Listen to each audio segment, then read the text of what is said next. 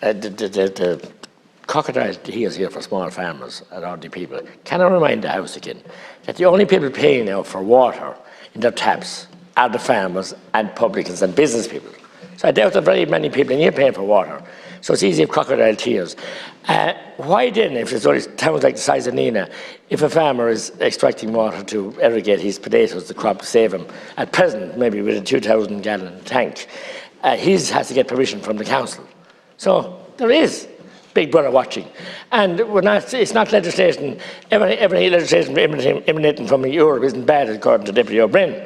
And I'm not saying everything is bad, but yet we have the fines and we're go challenge we're being hauled through the courts.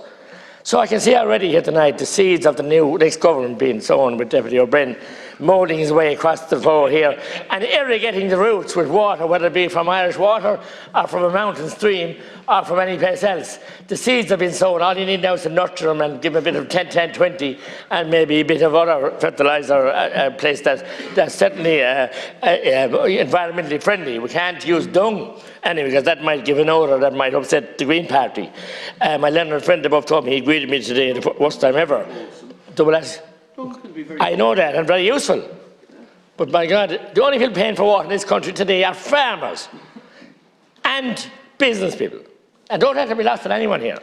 And it costs what it costs to produce water, but the crocodile tears people that are here for people, and this legislation going through with the support of the new government partners, and we've here rumblings from the Taoiseach and now tarnished said to have musical chairs next Saturday, and they'll all do business together, so it's here.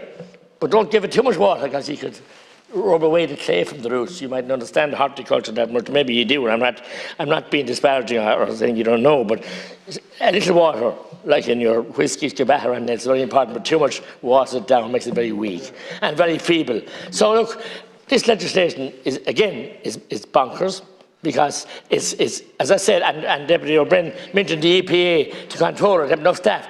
The EPA stands on the bridge in Coshlan, a bridge that wasn't mined and ready to be blown up into troubles. And it didn't happen, thankfully, it didn't have to be.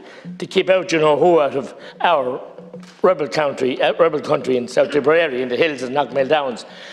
And it wasn't ever ignited, the mine, thank God.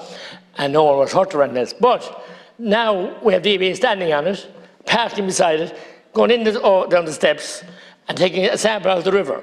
And they won't go down to 300 metres below the outfall pipe from a belching, dirty, filthy sewer from the whole population in the village that hasn't been upgraded in 40, 50 years. I won't be. And get a proper sample. But if the farmer has a spill in his silage yard or an accidental barrel, or if he has a bit of dung, can't call it, it might have top of his Wellington, it might fall in, and somebody rings up, so some of the Green Party members are passing by, or on Tashka, God forbid, there'll be all hell break loose. The army be nearly called in to put a cordon around the place and bring him off in handcuffs. So we're gone ridiculously mad and anti-rural. And in the crocodile tears, and Deputy O'Brien, you're half a Tipperary man, you should know. And big fear fall to the road, Gurdee, Coshlan or Tipperdon, and I'll bring you to many of the places in Bantry, Aherlow, and every place else who don't have any sewer systems, and belching raw sewage untreated into the rivers.